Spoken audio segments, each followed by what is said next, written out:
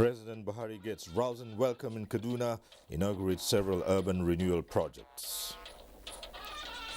The federal government will provide quality assurance, monitoring, capacity building, and technical assistance to states and the FCT.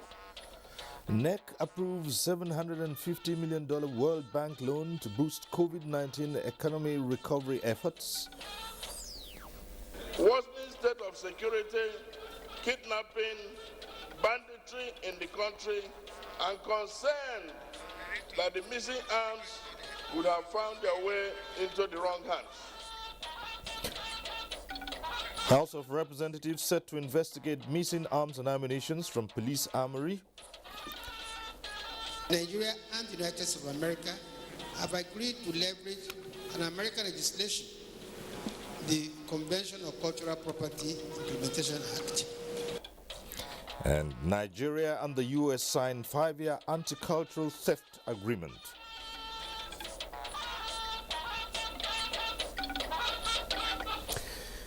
Good evening. This is NTA Network News reaching you live. I'm Cyril Stober in Abuja.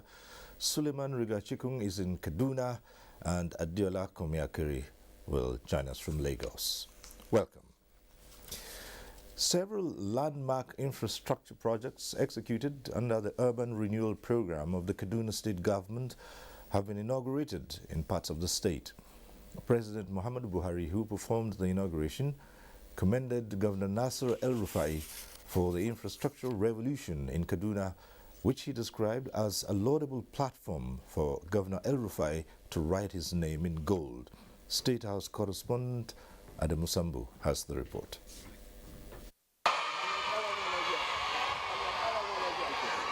For President Muhammadu Buhari, Kaduna is virtually home. He is not only loved and cherished by the people, but also deeply respected. This is where he spent most of his time after leaving the military, and perhaps it is here he retires to at the end of his tenure next year. For Governor Nasir Ahmed El-Rufai, Kaduna should never be the same when the Nigerian leader finally returns. And this, amongst others, informed his administration's urban renewal program, under which massive infrastructure projects were executed. Some of those inaugurated by President Muhammadu Buhari include the 832-meter-long 6-lane flyover in Kau, Kaduna. The 7 billion naira project, a beauty to behold, is aimed at decongesting the area and ensuring free movement of traffic. This is a critical bottleneck, Mr. President, for transportation to the northwest, northeast, and north central of Nigeria. As I said, it's a federal project. We have built it. If Mr. President wants to reimburse us, we'll be very grateful. But we did it, Mr. President, for the convenience of the people of Kaduna State and Nigeria at large. At the ceremony, President Muhammadu Buhari recounted how he narrowly escaped a targeted bomb attack in the vicinity of the then congested area in 2014, during which some innocent Nigerians died. As it happened to me, I came out and I saw pieces of human beings. God protected us.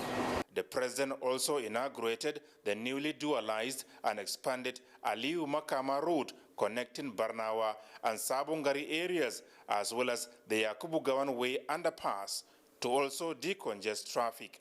Other projects completed and put to use under the Urban Renewal Program are the 136-base Infectious Diseases Hospital in response to the prevailing health challenges, the Muhammadu Buhari Mega Primary School along Lokoja Road in Rigasa, as well as the remodeled Murtala Muhammad Square, built in the 70s in the heart of Kaduna. I've been staying in Kaduna for all the time, but now I can hardly find my way. You have committed yourself to changing Kaduna, and you have been very successful, and people throughout the country are appreciative. So you are writing your history in letters of gold. I congratulate you for your achievements so far. Before retiring for the day, the Nigerian leader also inaugurated a new fertilizer company, a major private investment in Kakuri area of Kaduna called Barbados. From Kaduna, Adamu Sambo, NTA News. And President Muhammadu Buhari has reiterated his unshakable resolve towards bequeathing a more secure, stable and prosperous Nigeria to the next administration.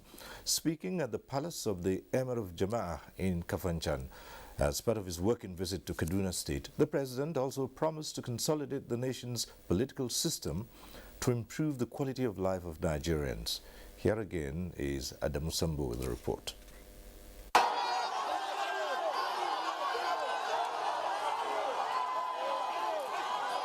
It was a massive demonstration of support and appreciation for President Muhammadu Buhari as he arrived Kafanchan, headquarters of southern Kaduna. Kafanchan used to be the hotbed of ethno-religious conflicts, but now enjoys relative peace and stability.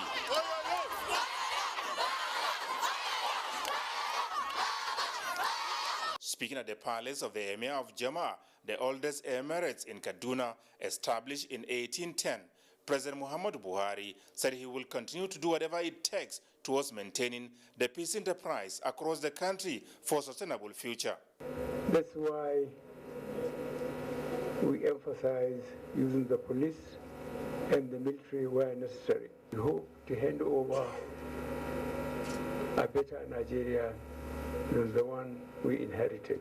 People must develop confidence in authority that their fundamental rights as Nigerians to choose whoever they like to choose across party and ethnicity, that will make them feel proud as Nigerians. Nobody should be allowed to raise an army of thugs and force himself on any constituency. This is the objective of this government. The president commended the emir for consolidating peace and unity amongst the diverse ethnic and religious communities of the emirate. He also appreciated the governor, Nasir Ahmed El-Rufai, for his accomplishments in the provision of critical infrastructure in the area and urged residents to show appreciation. Governor Nasir Ahmed El-Rufai had earlier acknowledged the president's investments in security in the area, noting in particular that the establishment of security outfits had paved the way for reduced attacks on people, stating categorically that Kafanchan is now quiet and safer for all. Investments are coming back to Kafanchan. As Mr. President can see, we are also investing in upgrading the infrastructure. We are reviving all Kafanchan town. We are trying to get all those that were displaced to come back. And our hope is that Kafanchan will grow to be one of the leading cities in Nigeria. Meanwhile, acknowledging the improvements in security in the area, the Emir, Muhammad Isa Muhammad II, requested for permanent bases for the Air Force and the mobile police, as well as the restoration of the rail services for which Kafanchan was known. While in Kafanchan, President Muhammadu Buhari inaugurated the newly constructed Danhaya, Katsina, and Emir's Palace roads in the area. From Kaduna, Adamu Sambo, NTA News. And there's more on the president's visit to Kaduna State as we link up with Suleiman in our Kaduna studios. Suleiman? Thank you, Cyril, and welcome to Kaduna. Now, although President Buhari hails from Katsina State, but Kaduna is his second home right from the period of his military career, and afterwards, the city remained his abode. It is no wonder his official visit to inaugurate projects by the state government is greeted with overwhelming celebration by the people who appreciate the president for leading the country on the path of progress. Omar Ajingi reports.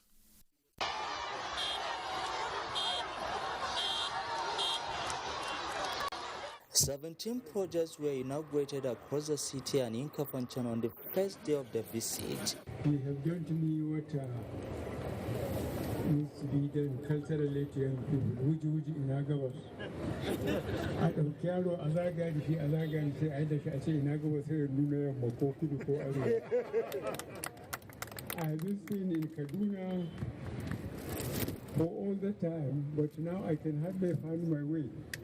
wherever he went in parts of the township is homecoming, meeting old friends, well-wishers and admirers among the Talakawas.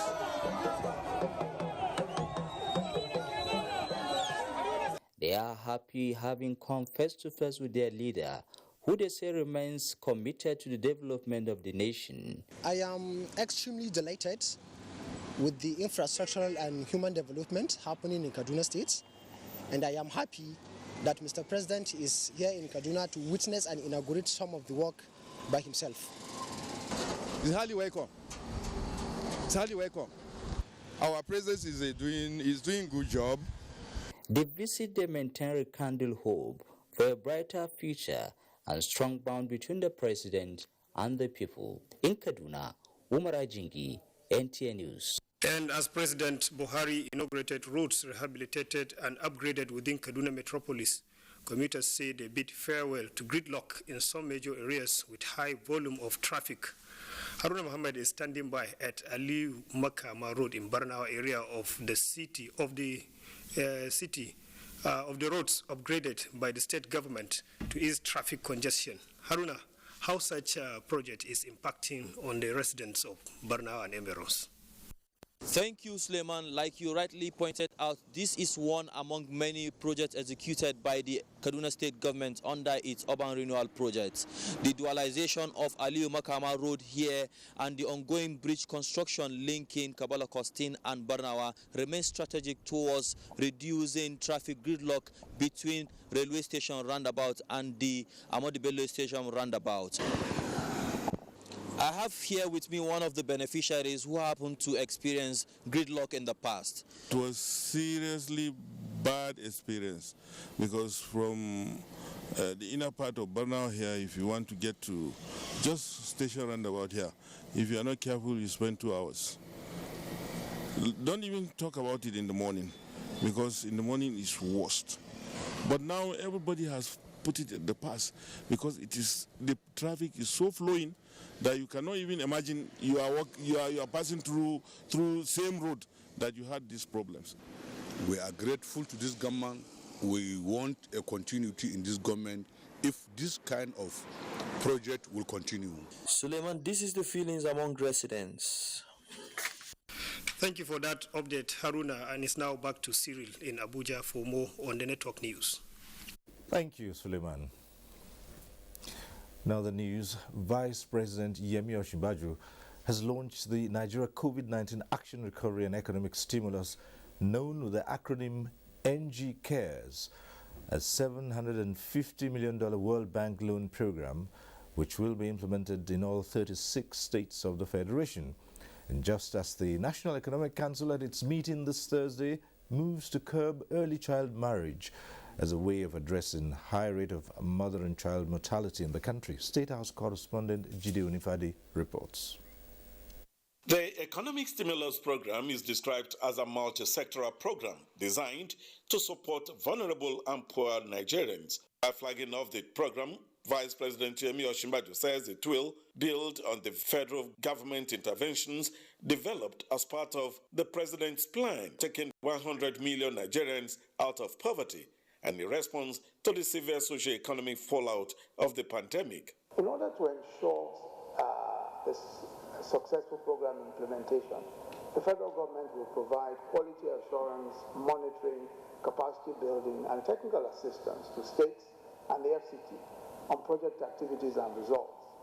Consequently, the federal government has inaugurated the Federal Cares Steering Committee, the Federal Cares Technical Committee, and the Federal Care Support Unit to provide overall policy direction, technical support to all the states and FCT, and to advise Mr. President appropriately.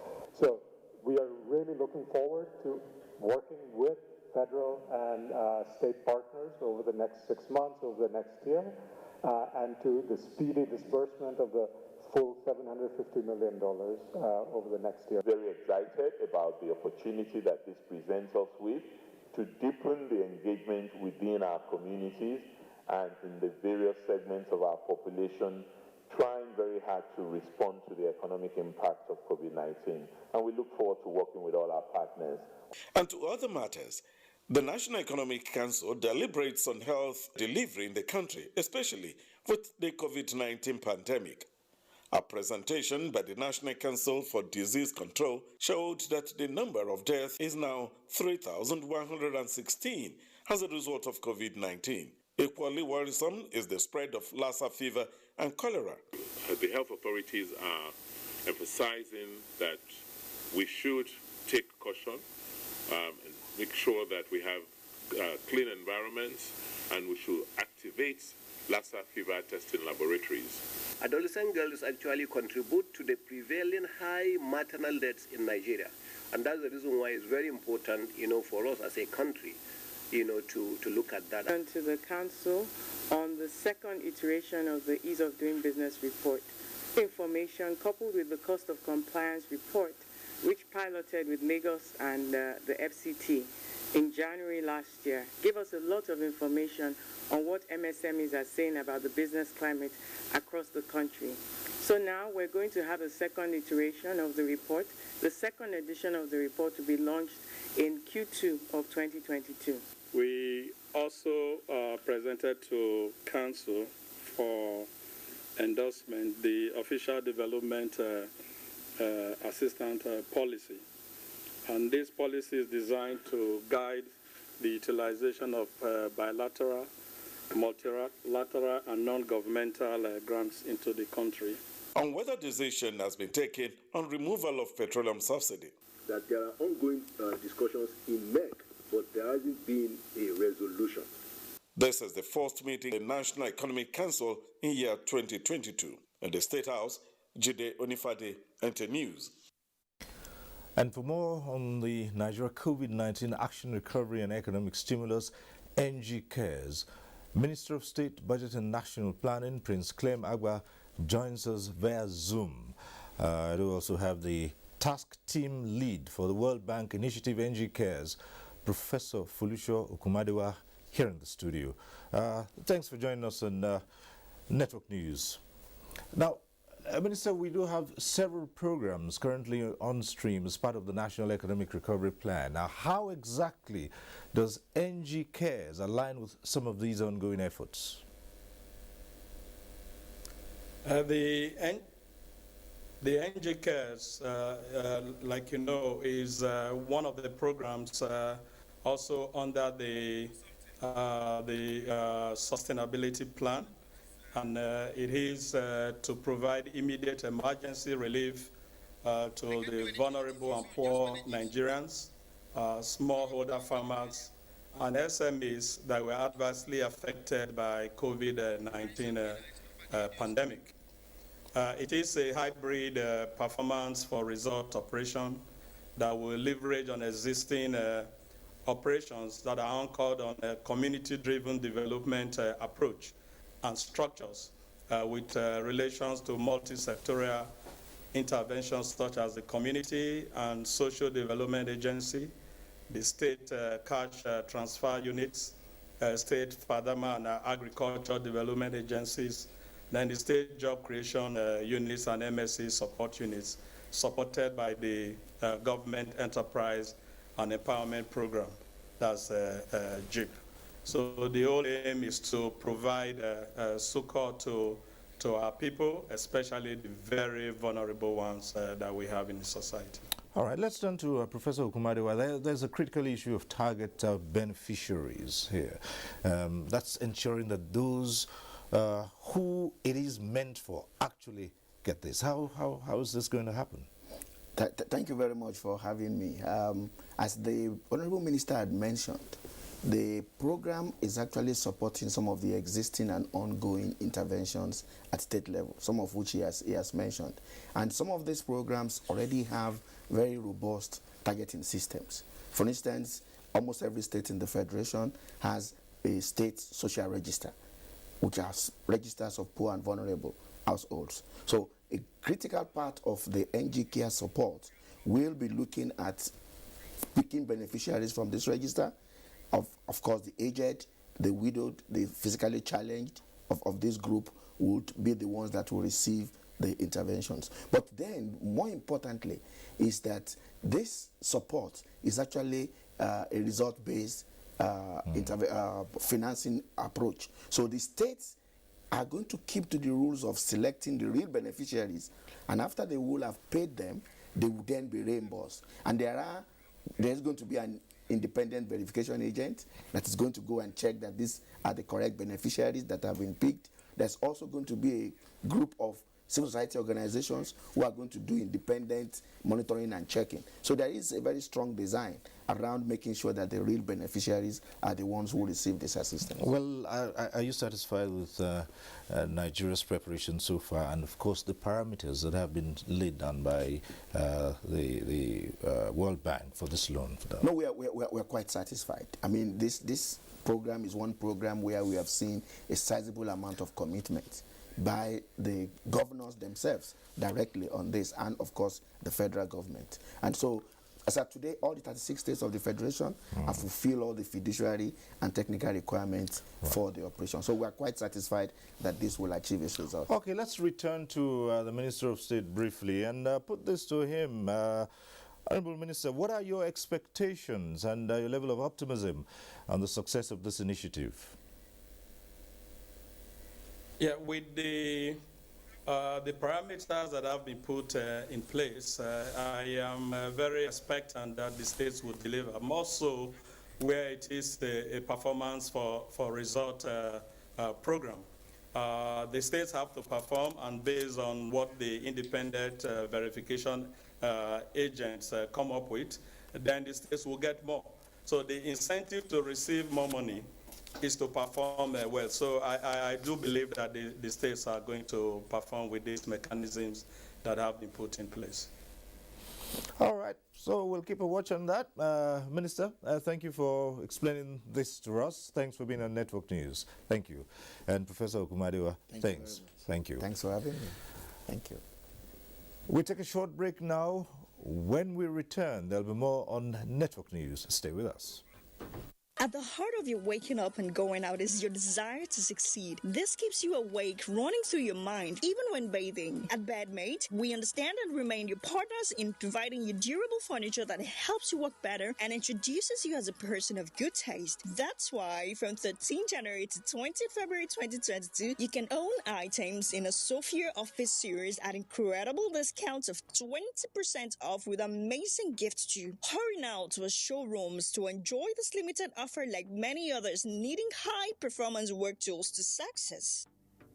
The chairman, Boas Cement PLC, Abdul Samad Rabiu, wishes to announce the commissioning of Boas Cement's 3 million metric tons per annum Sokoto Line 4 cement plant and 48 megawatts power plant, as well as the groundbreaking of the 3 million metric tons Line 5 by His Excellency President Muhammadu Buhari, GCFR.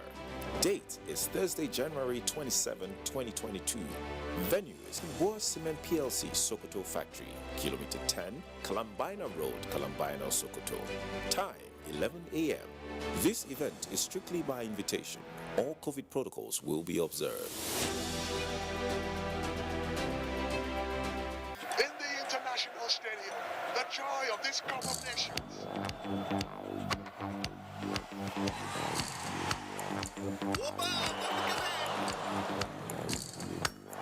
وفرصة خطيرة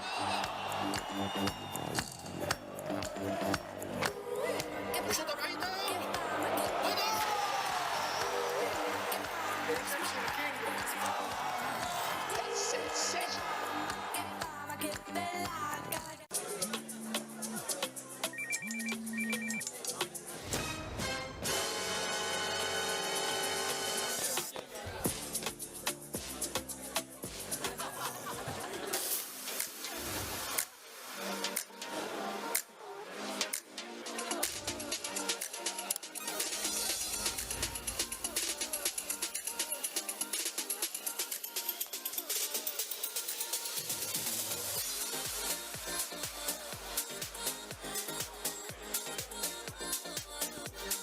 There's a drop of goodness in everyone. Share goodness with someone today.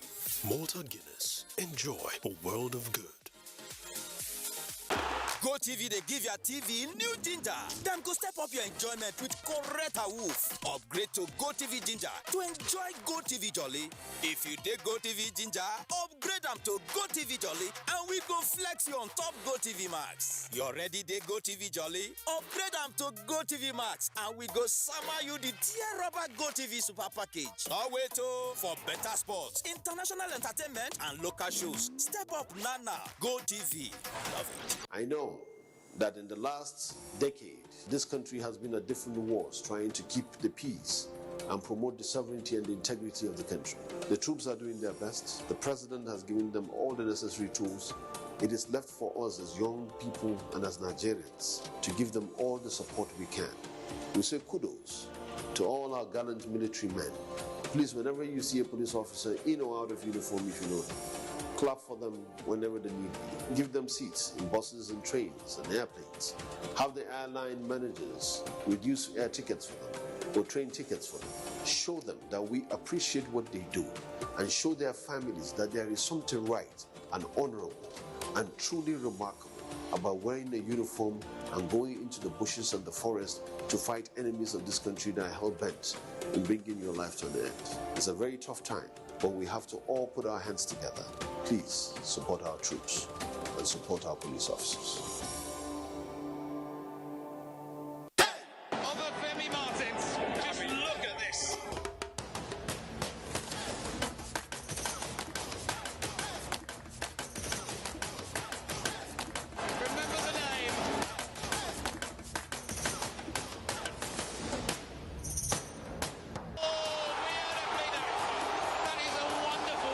African Cup of Nations starts on the 9th of January 2022 on NTA, powered by Afrosport. For sponsorship and advertisements, contact us on 090-9890-6913 or 090-3513-2838. Thanks for staying with us. Vice President Yemi Osinbajo says recognition must be given to the contributions of women in nation building and says it is time for women in Nigeria to demand for equal representation in politics as against 35%. The Vice President made the call at an awards ceremony by the women's wing of the All Progressives Congress held in Abuja. State House correspondent Jide Onifade reports. This is a night of 1,000 awards.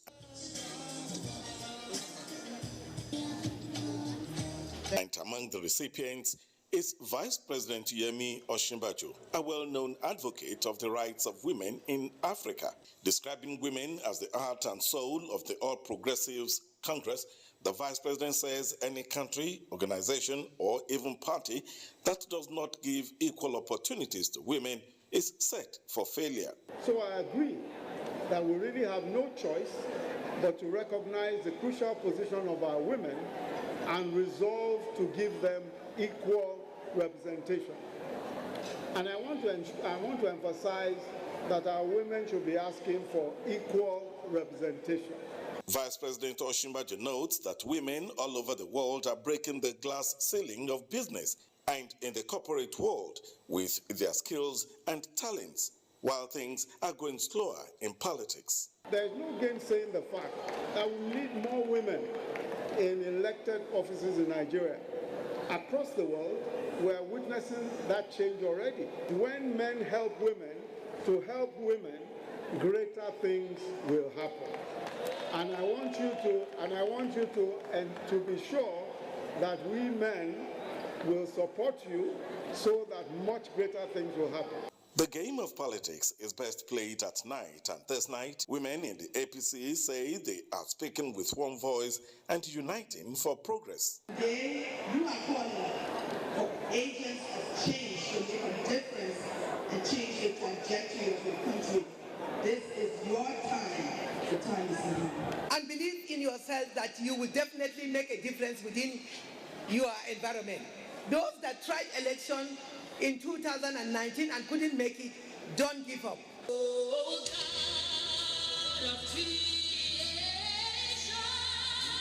In Abuja, Jide Onifade, NT News.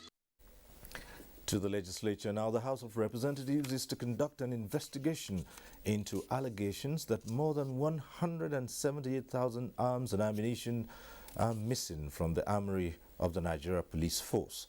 National Assembly correspondent Lami Ali reports that the issue was raised as a matter of urgent importance during House plenary. In the motion from House Deputy Minority Leader, reference was made to a report said to have emanated from the Office of the Auditor General of the Federation. It was alleged that more than 178,000 variety of arms and ammunition, among which are thousands of AK-47s and other assorted rifles and pistols, could not be accounted for across different formations of the Nigeria Police Force as at December 2018. The value of the lost firearms could not be ascertained because no document relating to their cost of acquisition was presented for examination. Worsening state of security, kidnapping, banditry in the country, and concern that the missing arms could have found their way into the wrong hands. The House urged the Inspector General of Police to take urgent action towards identifying those responsible for the depletion of armory. The motion from Representative Jimim Sopo urged an investigation into unlawful administrative charges by MDAs in the award of contracts was adopted. The House passed the Electoral Acts Amendment Bill as approved during plenary Wednesday. The bill seeking to strengthen the Securities and Exchange Commission as a regulator, sponsored by Representative Babangida Ibrahim, passed second reading. So what this bill intends to do is to relax, make it a little bit flexible, so that subnational governments can also approach the capital market and to source for funds. Other bills passed at second reading include a bill to establish Federal College of Education Idere, sponsored by Representative Muraino Ajibola, and the bill to establish the National Youth Service Corps Trust Fund, sponsored by Representative Maiwa Samuel. The NYC Trust Fund bill seeks provision of a sustainable source of fund to enhance skill acquisition training and empowerment of corps members. House Speaker Femi Gbajabiamila, at the commencement of plenary, urged lawmakers to be circumspect in their comments on issues. I watched with dismay this morning some members of this National Assembly exercising their freedom of expression and speech. But when you exercise such freedom, be careful not to mislead the public. Be careful not to malign unjustifiably this institution. He emphasized that the House will ensure that laid down rules are adhered to. From the National Assembly, Lami Ali, NTA News. Nigeria and the United States have signed a bilateral agreement prohibiting trafficking of cultural property and artifacts from either of the countries. The agreement, which is subject to review, is for an initial period of 5 years. Anthony Forsen reports. Today's ceremony did not come easy. The driving force, Information and Culture Minister Lai Mohammed has had engagements at the highest level, engaging all critical officials at the bilateral level. The last was his visit to the Acting Assistant Secretary of State on Education and Culture in Washington. So, for him signing on behalf of the federal government of Nigeria translates to a mission accomplished, just as the U.S. Ambassador to Nigeria, Mary Beth Leonard, signed for the United States. It is on the basis of this convention that Nigeria and the United States of America have agreed to leverage an American legislation, the Convention on Cultural Property Implementation Act, to prevent the illicit import of Nigerian artifacts into the United States of America. The legislation, Lai Mohammed pointed out, was enacted by the United States to restrict importation into the U.S. archaeological materials dating from 1500 BC to AD 1770. On the basis of this agreement, Nigerian antiquities being imported into the United States without relevant or requisite export permit will be seized at the border of the United States and returned to Nigeria without the arduous and costly task of going through the labyrinth of judicial and diplomatic processes. We have to sensitize our police, our customs, our immigration, so that we are seen to be doing what we can to safeguard those assets of ours. The U.S. ambassador to Nigeria said her country has established same bilateral agreements with other countries. Just in my time as ambassador to Nigeria, I've watched a vigorous international discussion advance on the provenance of art, including discussion of museum collections in the United States. Among other things, today's agreement is about learning from the past and recording through this agreement our partnership to preserve, restore, and protect Nigeria's diverse cultural heritage. The Information and Culture Minister and his Foreign Affairs counterpart were joined by the U.S. ambassador to Nigeria to inspect an exhibition that was put up in Abuja. Anthony Forson, NTA News. Nigeria's response to routine immunization financing comes under scrutiny as some heads of sub-national states' primary healthcare development agencies and management boards brainstorm on routine immunization financing in the midst of COVID-19, its challenges and opportunities. The discussion highlights the need for multi-sectoral response for improved immunization coverage. Correspondent Ifoma Aikoje reports. Facilitating routine immunization has been the responsibility of government at all levels. However, there have been challenges facing this public health program. Heads of some sub-national agencies from Lagos, Kaduna, Niger, and Kano states argue that financing essential health services, including immunization, is imperative to preventing the country from retarding on achievements recorded in eradicating vaccine-preventable diseases. Community engagement mechanism that tends to be health facility, reach out to communities, ensure that services are made available at the doorsteps of communities and individuals. Prevention against most of the childhood diseases is through immunizations. Health stakeholders emphasize the need to look inwards in the generation of funds that will keep the vaccines coming, irrespective of external support. Hence the call for a multi-sectoral response. There's a decentralized financing to the local government, and it's becoming a challenge to convince individual local government chairmen about the need to invest in RI. I'm not an advocate of us relying on external donation. We need to still be responsible to our people. UNICEF, WHO have all, enhanced the service delivery, the efficiency, the effectiveness of the service delivery for routine immunization. But still, there are rooms for improvement. The PACFA scale is trying to make the governments know the importance of routine immunization, and we have been recording some successes in Lagos State.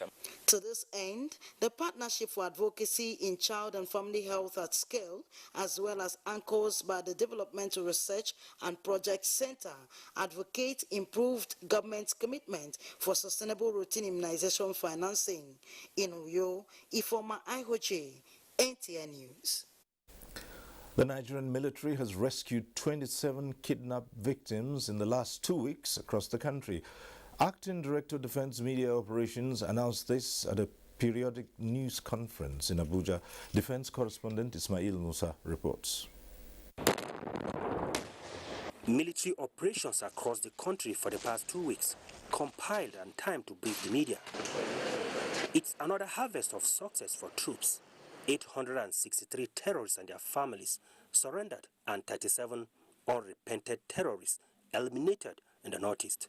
The ground troops, with support of the air component, foiled terrorists' attempted infiltration in Biu Town in Borno State. During the encounter, troops neutralized cause of the terrorists, captured their gun trucks and other weapons. 39 illegal refining sites recovered and destroyed in the Niger Delta by troops of Operation Delta Safe. Operation Delta Safe has continued to sustain its operational tempo in the fight against illegal oil production and other sundry crimes through kinetic and non-kinetic means in the South-South zone. The armed forces also upscaled non-kinetic operations across the country to record more success. From the defense headquarters in Abuja, Ismail Musa, NTA News. And this is where we go over to Adeola in our Lagos Center for other reports. Adeola. Thank you, Cyril. President Buhari has again reiterated his administration's resolve to develop Nigeria's university systems as part of strategies to promote the enterprise culture among students across the country. This was contained in the president's message to the 52nd University of Lagos convocation ceremony in Lagos. Lynn Leneke reports. In its consciousness in achieving its objectives of not only grooming competent young men and women to take over the market space, but manpower-driven initiatives, University of Lagos, since inception, has continued to turn out graduates of repute with varying degrees.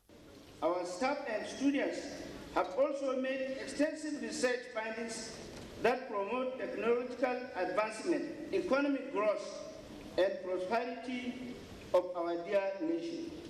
Our university have contributed in one way or the other at the local and the international level to make the university to be relevant.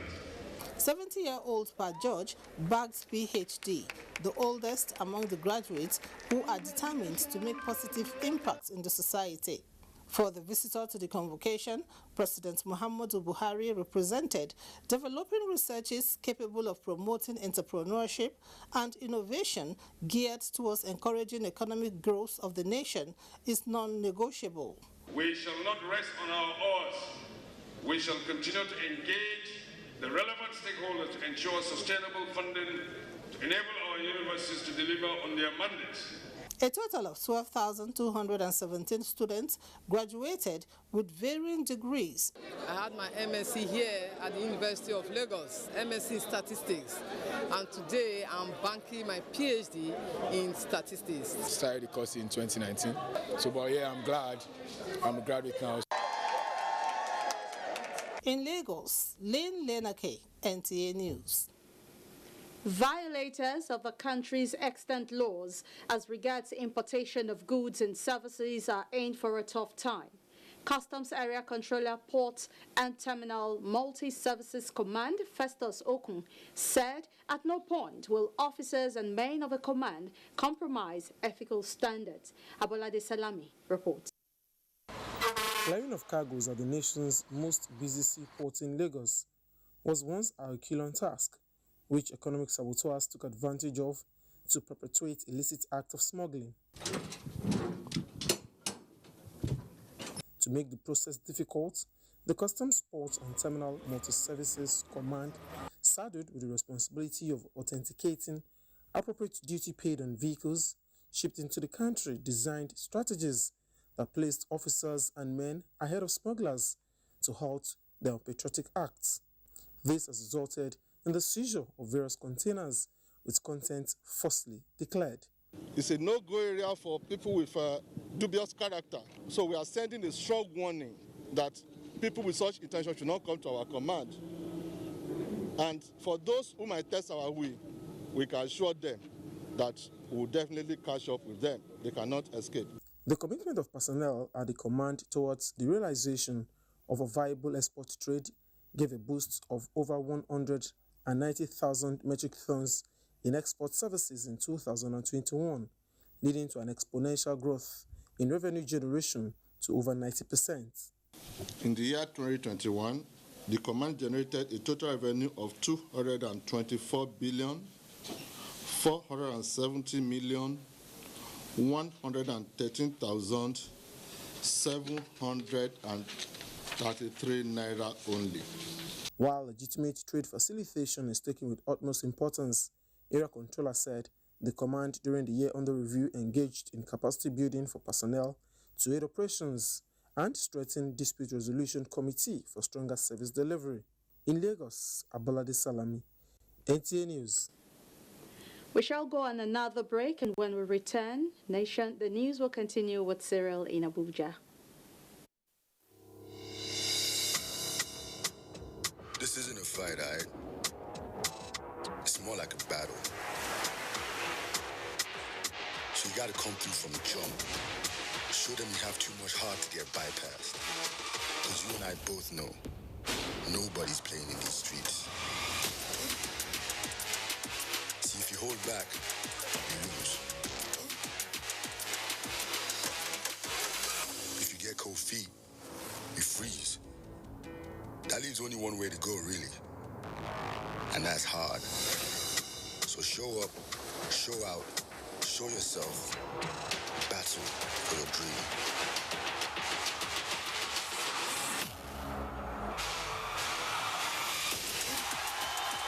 Only the best will make it at the Global Battle of the Year Nigeria. Don't miss the search for Nigeria's most creative dance talents.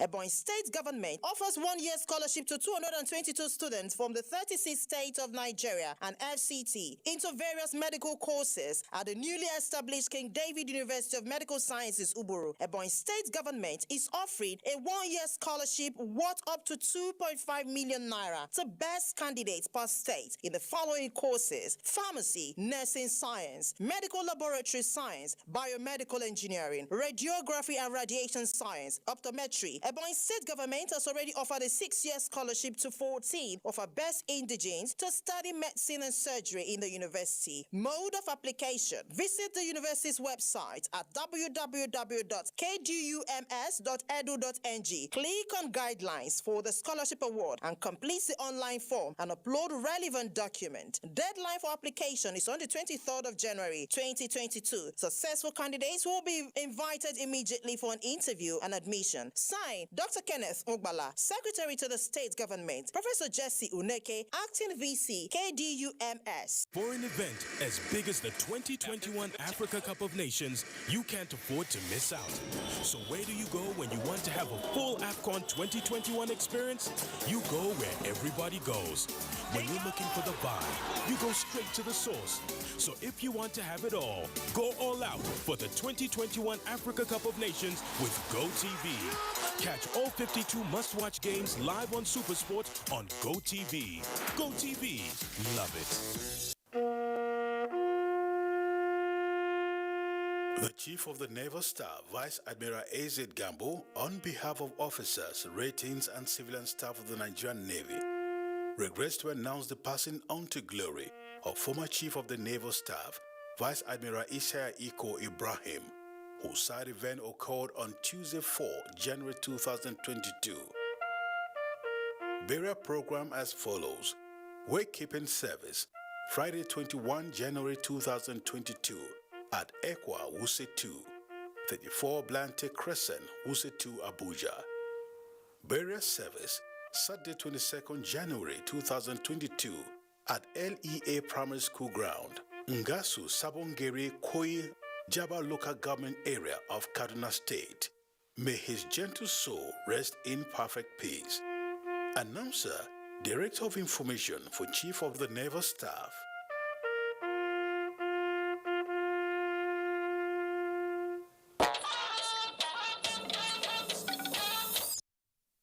We're back in Abuja and time to do business with Benny Adams. Thank you, Cyril, and welcome to Business. Speaking on the theme, Restoring Trust in Global Trade and Supply Chains, at the ongoing World Economic Forum, the Director General of the World Trade Organization, Ngozi Okonjo-Iweala, advocates rules that will strengthen trade by establishing a framework that is fit for purpose. To this end, she revealed that an 86-member team at the WTO is already working on rules for digital trade, and called on the IMF and World Bank to support the necessary infrastructure. The future of trade is digital, a future of trade is green, but we don't have rules that underpin digital trade, and this is becoming the wave of the future. So if we want to strengthen the frameworks for trade, we need to look at strengthening the rule-based system, multilateral system that we have in place.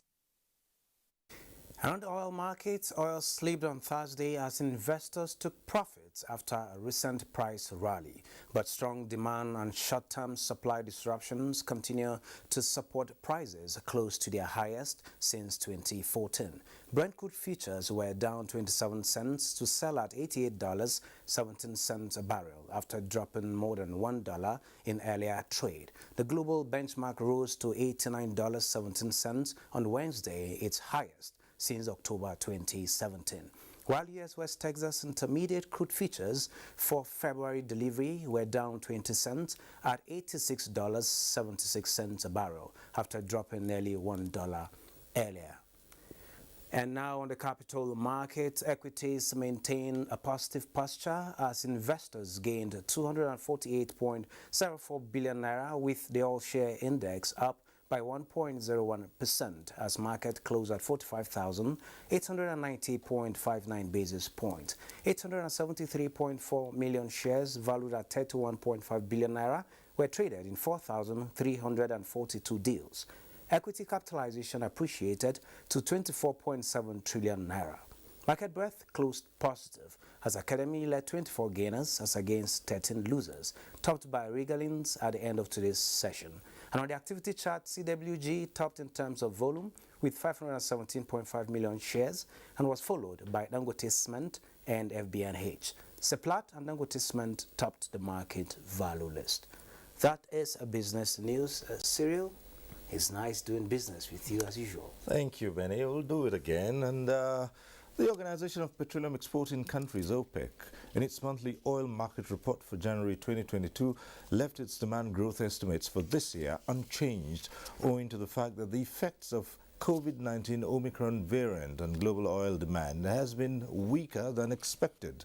Benny Adams reports that OPEC plans to pump 400,000 barrels of crude per day in the month of February 2022.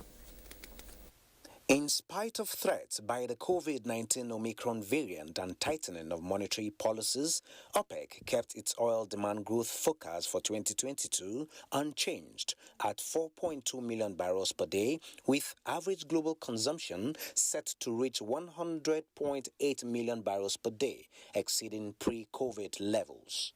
The OPEC Secretary General Mohamedou Sanusi Barkindo said the decision to retain the growth forecast is coming on the heels of ongoing robust oil demand and with the continuing efforts of OPEC member countries and non-OPEC countries participating in the Declaration of Cooperation. The oil market is expected to remain well supported throughout 2022.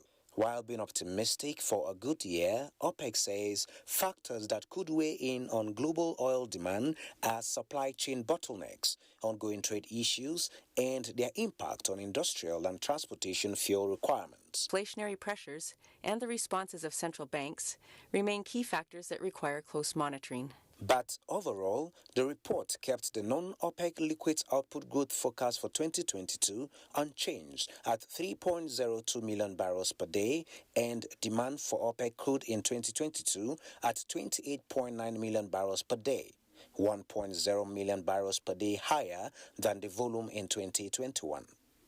However, crude oil output increased mainly in Angola, Saudi Arabia, Iraq, and the UAE, while production in Libya and Nigeria declined.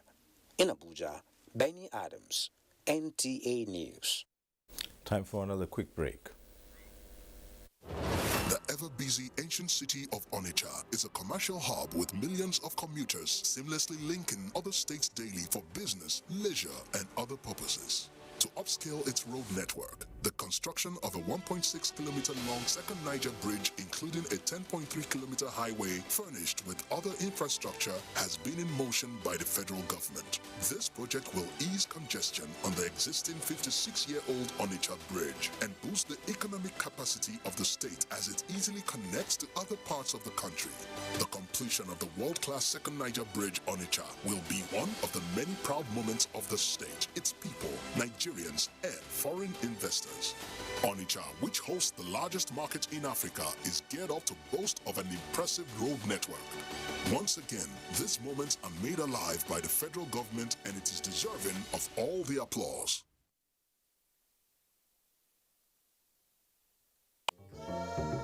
Me and you, let's get to Ghana. Go and jump. This is Ghana.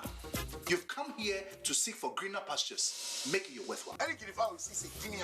Guinea fowl has nothing to do with Guinea. It's just the name of the fowl. So Ghana jollof, what is it? Is it Nigerian beans? What? Have we made before? No. Jasper! Help me!